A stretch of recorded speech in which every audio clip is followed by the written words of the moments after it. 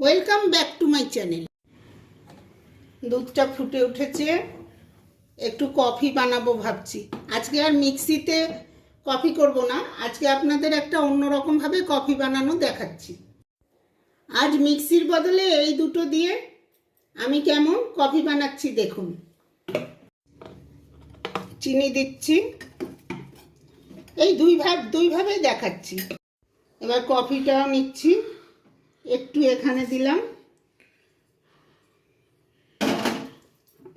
একটু এটার মধ্যে দিলাম, আর এই যে নর্মাল জল, সামান্য জল, খুব বেশি না, নর্মাল জল।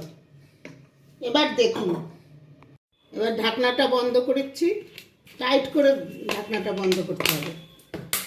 এটারও ঢাকনাটা বন্ধ করে দিচ্ছি। আমি দুভাবে দেখাচ্ছি, আপনারা যে কোনো একভাবেই করতে পারেন। এবার এটাকে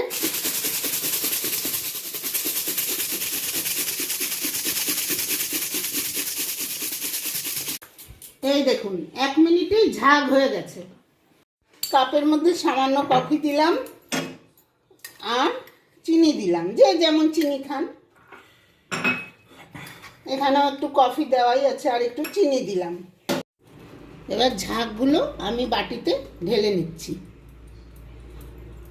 এই যে দেখুন, বাটিতে ঢেলে নেই, সুবিধা হবে আমার।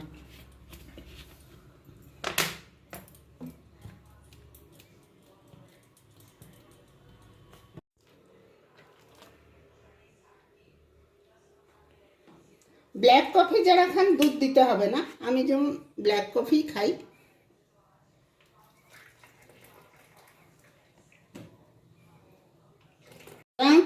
সাধারণত আমি ব্ল্যাক কফি খাই, আজ ট্রাই করার জন্য দুধ কফি বানাচ্ছি। এই যে দেখুন ঝাঁকটা, এই যে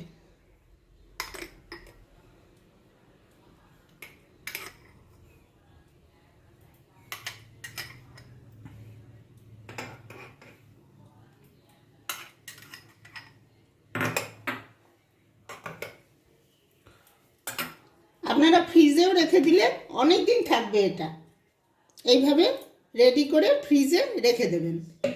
সব সময় তো আর হাতে মিক্সি থাকে না।